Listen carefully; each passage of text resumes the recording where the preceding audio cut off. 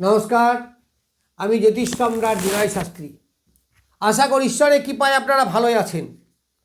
আজকে আমার ভিডিওর আলোচ্য বিষয় কর্কট রাশি এবং লগ্নের রাশি বা লগ্নের জাতক জাতিকাদের আগামী জানুয়ারি 2026-এ কর্মজীবন কেমন হবে, অর্থাৎ কেরিয়ার কেমন হবে। দেখুন, কেরিয়ারের কথা বলতে গেলেই আমাদের কর্মের কথা বলা হয়। সেটা চাকরি হোক, সেটা ব্যবসা হোক, বা যে কোনো কর্মের মাধ্যমে উপার্জন করাটাই তো আমাদের একটা জীবনের ডেভেলপমেন্ট, কেরিয়ার বা চলার পথে অর্থ, যাই বলুন না কেন, মূলত দরকার আমাদের অর্থ। আর অর্থ তো এমনি আসবে না, তার জন্য দরকার পরিশ্রম। পরিশ্রমের মাধ্যমে অর্থ উপার্জন করা, সেটা চাকরি করেই হোক, আর ব্যবসা করেই হোক, আর চাষ করেই হোক, এনিহাও যেভাবেই হোক না কেন। তাহলে সেটা কেমন হবে? প্রথমে বলি আমি চাকরির কথা। এই কর্কট রাশি বা লগ্নের জাতক জাতিকাদের ষষ্ঠপতি বৃহস্পতি এবং নবমপতি সে বসে আছে দ্বাদশে। বৃহস্পতি অর্থের কারক গ্রহ, তাহলে অর্থকে আনতে হবে, কিন্তু অর্থ তো পায়ে হেঁটে আসবে না, তার জন্য দরকার হচ্ছে পরিশ্রম। তাহলে পরিশ্রমের জন্য দরকার, মূলত দরকার আমাদের শনিদেবকে। পরিশ্রমের বা কর্মের কারক গ্রহ শনির বলবত্তা, রবির বলবত্তা, মঙ্গলের বলবত্তা, কারণ মঙ্গল দেবে অ্যাক্টিভ এনার্জি, সাহস, এগিয়ে চলার ক্ষমতা। তাহলে এইগুলোকে আমার দরকার। এইবার এই ষষ্ঠ স্থানে বসে আছে রবি, মঙ্গল, শুক্র, বুধ। এই যে চতুর্গ্রহ যোগ, এইটা কি সাহায্য করবে? প্রথম কথা হচ্ছে চাকরিতে আমাকে যথেষ্ট হেল্প করবে। কেন করবে? জায়গাটা ষষ্ঠ স্থান। আবার এই রাশি বা লগ্নের সাপেক্ষে দশমপতি রবি মঙ্গল, তাহলে 6-10 এখানে যোগ হয়ে বসে থাকলো। আবার সেটা কি 6-10 যোগ, এই 10টা হচ্ছে মঙ্গল। ফলে অ্যাডমিনিস্ট্রেটিভ ডিপার্টমেন্টে চাকরি হওয়ার যথেষ্ট যোগ আছে, ডিফেন্স লাইনে চাকরি হওয়ার যথেষ্ট লোক আছে। যারা এই লাইনে চাকরি অলরেডি করছেন তাদের ডেভেলপমেন্ট হবে, প্রমোশন হবে, এবং দূরে ট্রান্সফার হয়ে যাওয়ার একটা যোগ আছে, কারণ দ্বাদশ থেকে দূর বোঝায়। দ্বাদশে বৃহস্পতি বসে আছে, আর এই যে ষষ্ঠ ঘরের মালিক বা অধিপতিকে বৃহস্পতি, তার দৃষ্টি পড়ছে ডাইরেক্ট কোথায়? ওই চতুর্গ্রহের উপরে। তা চতুর্গ্রহ যখন চাকরির যোগ সৃষ্টি করছে, সেখানে যদি দেবগুরু বৃহস্পতির দৃষ্টি পড়ে, তাহলে সেখানে সাফল্য আরও বেশি হবে, এটাই তো স্বাভাবিক। অর্থের কারক গ্রহ বৃহস্পতি। আবার মূল জোডিয়াকের দ্বিতীয় স্থান ধনস্থান বৃষ রাশি, তার অধিপতি শুক্র। সেই জন্য কি শুক্রকেও আমরা অর্থের কারক গ্রহ বলি, সেখানে শুক্রও বসে আছে। আবার দ্বিতীয়পতি রবি এই কর্কট রাশি বা লগ্ন সাপেক্ষে, তা রবি দ্বিতীয়পতি মানে কি ধনস্থান, যেখানে অ্যাসেট তৈরি হয়, অ্যাসেট আমরা সঞ্চয় করি, অর্থ আমরা উপার্জন করে নিয়ে এসে সেখানে রাখি, তাই সেখানে অর্থের একটা যোগ আছে। সেই দ্বিতীয়পতি রবিও কিন্তু এইখানে বসে আছে। তাহলে দেখুন কত সুন্দর যোগ, চাকরির যোগ। এখন দেশে চাকরি আছে না আছে সেটা মানডেন অ্যাস্ট্রোলজি।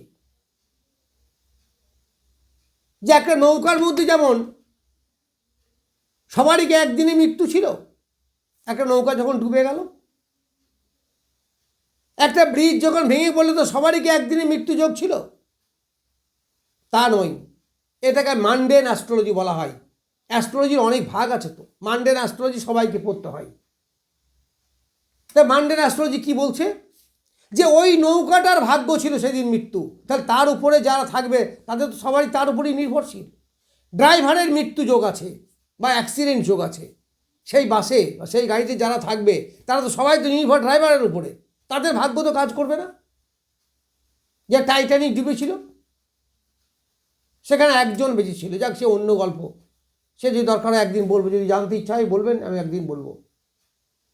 তাই দেশে যদি চাকরি না থাকে, তার জন্য তো প্রত্যেকের চাকরি বিচার করা যাবে না, কারণ চাকরিতে পাবে রাজ্যে, নাহলে সারা ভারতবর্ষের মধ্যে সেখানে চাকরির যোগ যদি অ্যাভেলেবেল হয় তাহলে পাওয়াটা ইজি হবে, যদি অ্যাভেলেবেল না হয় তাহলে পেতে কষ্ট হবে। যাই হোক, এদের চাকরির যোগ আছে, খুব ভালো চাকরির যোগ আছে, চাকরিতে প্রমোশনের যোগ আছে। আবার এই লগ্ন বা রাশি সাপেক্ষে একাদশপতি শুক্র, সে নিজের নক্ষত্রে বসে আছে। শুক্র নিজের নক্ষত্র পূর্বসারা, তাহলে একাদশপতি আবার দ্বিতীয়পতি যোগ, একটা ধনযোগ, বিরাট ধনযোগ।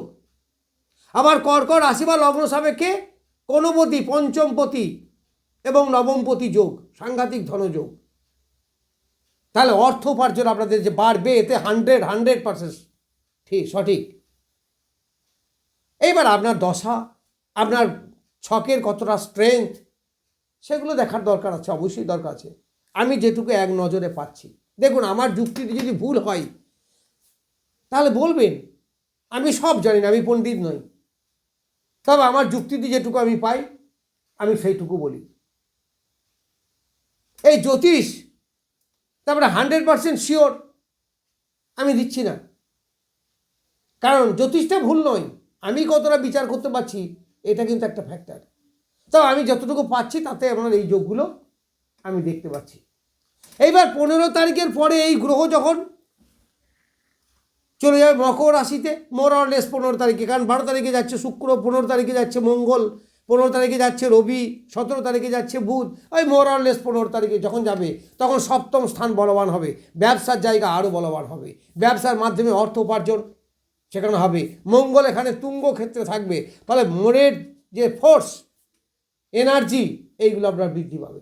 যদি বৃহস্পতির দৃষ্টিতে থাকছে না, কিন্তু মঙ্গল তুঙ্গ ক্ষেত্রে থাকছে, শুক্র তার মিত্র ক্ষেত্রে থাকছে, বুধ তার মিত্র ক্ষেত্রে থাকছে, ব্যবসার কারক গ্রহ বুধ, অর্থের কারক গ্রহ শুক্র বৃহস্পতি, তার সেই যোগটাও আপনার কিন্তু থাকছে। আবার রবি এখানে থাকবে, লিডারশিপ, কোনো কোম্পানির ম্যানেজার হওয়া বা চেয়ারম্যান হওয়া বা উচ্চপদস্থ কোনো কর্মচারী বা অ্যাডমিনিস্ট্রেটিভ ডিপার্টমেন্টে কোনো কর্মচারী, এদের কিন্তু বেশি ডেভেলপ হবে, এদের উন্নতি এই সময়ে যথেষ্ট দেখা যাবে। এইবার এই সপ্তম ভাবের অধিপতি যে ব্যবসাটাকে ধরে রাখবে বা এই চাকরিকে যে ধরে রাখবে, সেটা হচ্ছে শনিদেব। সে বসে আছে নবমে, কার নক্ষত্রে? ওই দেবগুরু বৃহস্পতির নক্ষত্রে। তাহলে কর্মপতি সে বলবান। আবার প্রথম দিকেই ওই 15 তারিখের পরে, মানে মকরে যখন যাবে রবি, তার আগে থেকে কিছুদিন পর্যন্ত তার নিজের নক্ষত্র থাকবে বলবান। তাহলে সরকারি চাকরি, যারা রাজনীতি করেন, রাজনীতিতেও তো উপার্জন আছে, তাহলে সেখানে তাদের উপার্জন বাড়বে, সেটা একটা কর্ম। পপুলারিটি বাড়বে এই সময়, যারাই রাজনীতি করেন তাদের পপুলারিটি বাড়বে। সরকারি সঙ্গে সংযুক্ত এমন অনেকে আছেন, যেমন LIC এজেন্সি সরকারের সঙ্গে যুক্ত, বা সরকারের কাছে কন্ট্রাক্টারি ব্যবসা যারা করেন, তাদেরও কিন্তু এই সময় ডেভেলপ হবে, কারণ রবি নিজ নক্ষত্রে থাকবে। মান সম্মান প্রতিপত্তি ইত্যাদি বৃদ্ধি পাবে, মান যশ খ্যাতি এইগুলো বাড়বে রবির বলবত্তার জন্য। এই রবি যখন সপ্তমে যাবে, তখনও ব্যবসার মাধ্যমে অর্থ উপার্জন হবে, তবে সেটা বড় বড় ব্যবসার কথা বলা হচ্ছে, কারণ রবি সে তো বড় বড় কিছু ইন্ডিকেট করে। আবার মঙ্গল এখানে তুঙ্গ ক্ষেত্র থাকবে, তাহলে এখানেও এসে ব্যবসার ডেভেলপমেন্ট হবে। এইবার এই একাদশপতি শুক্র সপ্তমে যাচ্ছে, আবার এই লগ্ন বা রাশি সাপেক্ষে তৃতীয়পতি বুধ, তার মানে 3, 7, 11 কানেকশন হচ্ছে। তাহলে ব্যবসার মাধ্যমে প্রভূত অর্থ উপার্জনের একটা জায়গা, কাস্টমারদের সঙ্গে বা ক্লায়েন্টদের সঙ্গে সুন্দর সম্পর্ক, এটাও দেখা যাচ্ছে। দ্বাদশে বসে আছে বৃহস্পতি, ফলে যারা দূরে চাকরি করেন তাদের ভালো, আবার যারা ইনভেস্ট করে ব্যবসা করেন তাদের পক্ষেও ভালো, কারণ দ্বাদশ থেকে আমাদের ইনভেস্টমেন্ট বোঝানো হয়। তাহলে ইনভেস্ট মাধ্যমে মানে উপার্জন যথেষ্ট হবে, এই সময় লস হওয়ার ভয় খুবই কম। তারপরে বোধ চাকরির কথাই বলুন আর ব্যবসার কথাই বলুন, আর এনিহাও আপনাদের কর্মের মাধ্যমে উপার্জনের একটা ভালো যোগ আপনাদের এই সময় দেখা যাচ্ছে। আবার কর্মের কারক গ্রহ আমি বললাম শনিদেব সে অ্যাক্টিভ, বক্রি ত্যাগ করে এখন সে অ্যাক্টিভ অবস্থায় আছে। আবার অর্থের কারক গ্রহ বৃহস্পতি, সেও ভালো জায়গায় আছে। আবার শুক্র যে আপনার ব্যবসার জায়গায় এখন বসে আছে, মানে 15 তারিখের পরে বসবে, তাহলে তার আগেই হোক আর পরেই হোক গোটা মাসটাই মোরালেস আপনাদের ভালো ডেভেলপমেন্টের জায়গা আছে, কর্মের মাধ্যমে অর্থ উপার্জনের যোগ আছে।